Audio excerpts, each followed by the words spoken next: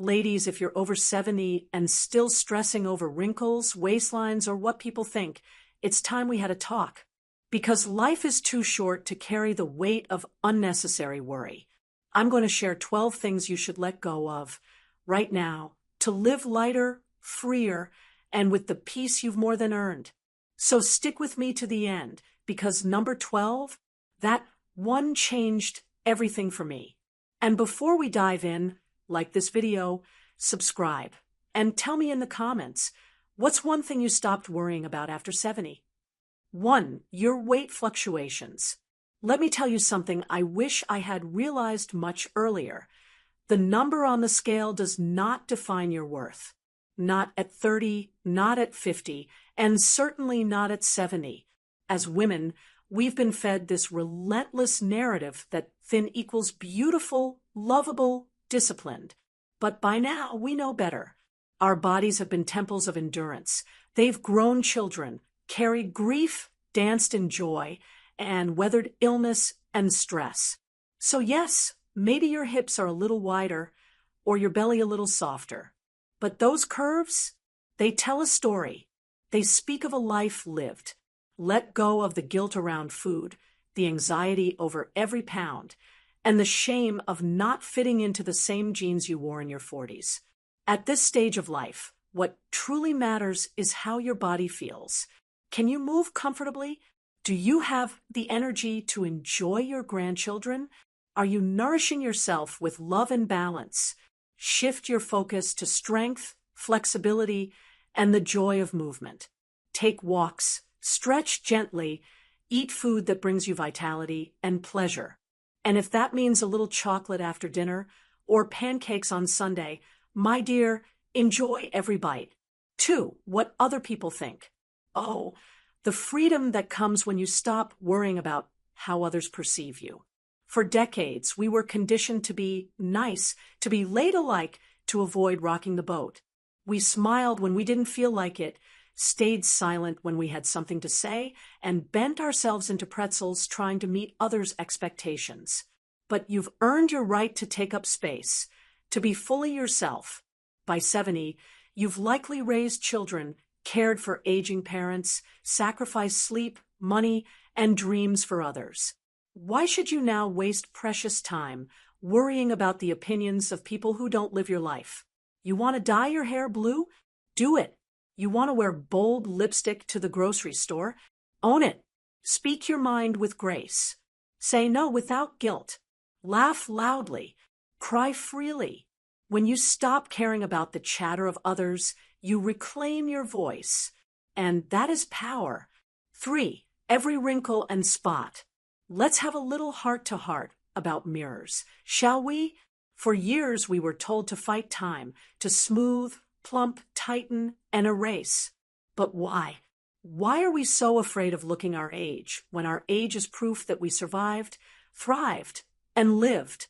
Every crease beside your eyes is a memory of laughter. The lines around your mouth, that's joy etched in time. The age spots on your hands, they are the result of decades of creating, comforting, carrying, and caretaking. This is not damage. This is your portrait. You are not a canvas to be corrected. You are a masterpiece in progress.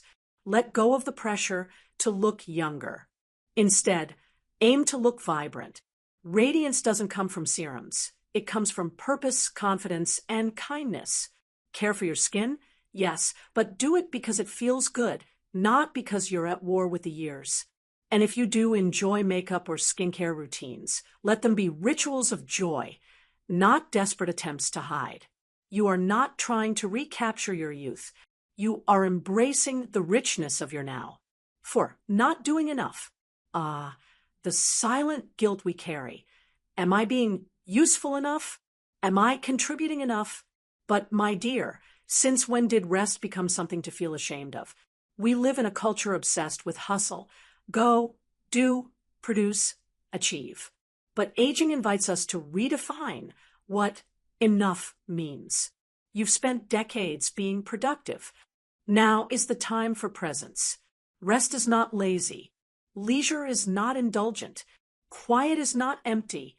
If your joy comes from gardening, journaling, sipping tea while watching the birds, or simply sitting and breathing in the stillness, that is more than enough. These moments are sacred. They replenish the spirit and bring clarity to the soul. And if you still want to volunteer, create, or pursue new passions, beautiful, but do it from desire, not guilt. You owe the world nothing except your peace, your wisdom, and your well-being. 5. Being alone. Let's address something few people talk about, the fear of solitude. At 70, many women find themselves living alone, widowed, divorced, or simply independent. And society often whispers that being alone is something to fix. But I'm here to tell you, being alone does not mean being incomplete. Solitude can be a sacred, enriching space. It's where you rediscover your voice, your preferences, your inner rhythm. No one is interrupting your thoughts. No one is placing demands on your time. You can breathe fully. You can choose freely.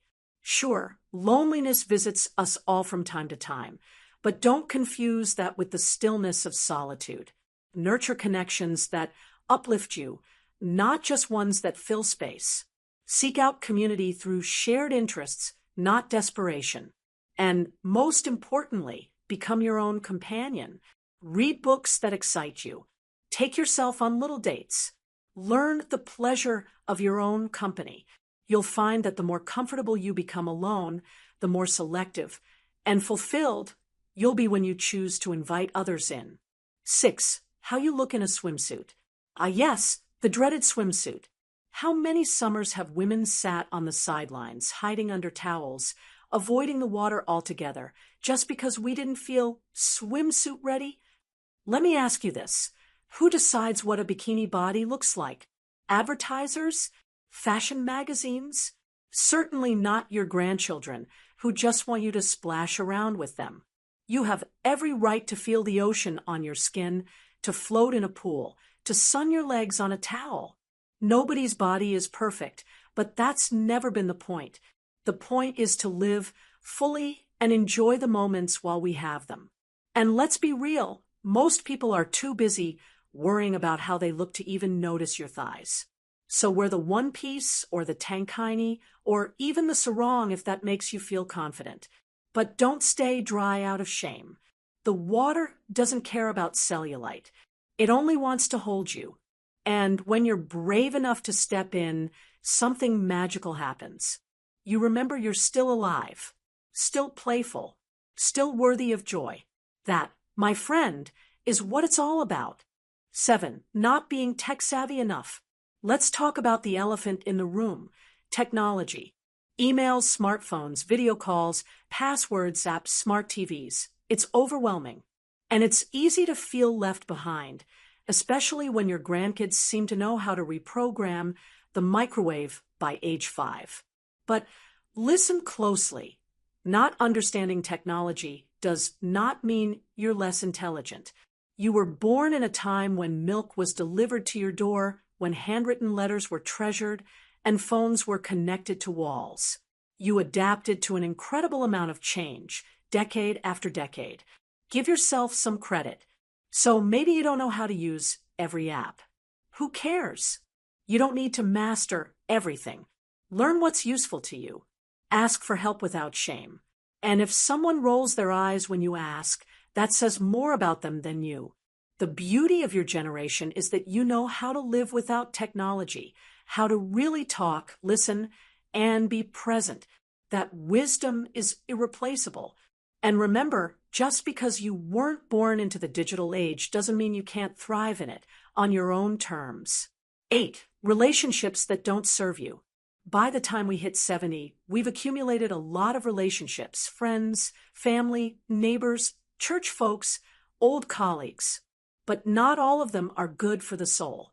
And you no longer need to keep people in your life just because of shared history or guilt.